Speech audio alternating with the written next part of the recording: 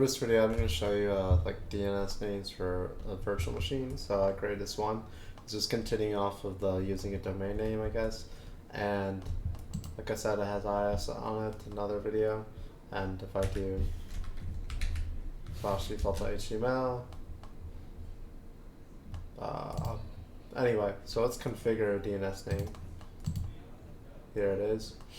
If you put in whatever, so if I give it a label like demo VM 103, you just got to make sure that when you give it, the label is available. So you do that, and then you just say save. And so now it'll actually change the whole label once we get to it, so I'll come back when it's ready.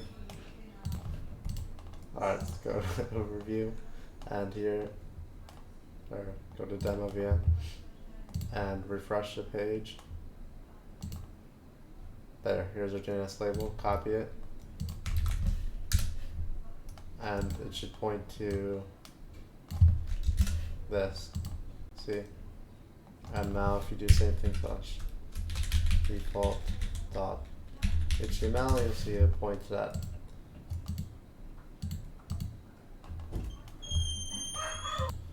So anyway, let's go back to the VM. We could go to this VNet, and if you notice that the DNS server's blade, go to it and let it load. So here's, you notice that by default it uses the Azure provided DNS servers, but if you want to create your own private ones or whatever, here's where you add it. And this is just a DNS name for the public IP address of demo VM, but let's find the one for the private, the domain name for the private IP address. So just RDP into it, or SSH, whatever. Opening up the command prompt.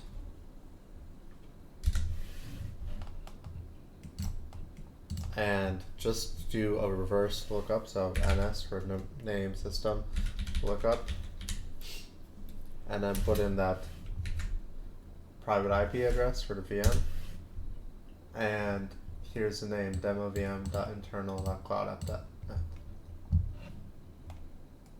And so that's like the end of this video. This is just DNS names, or Azure DNS names for virtual machines.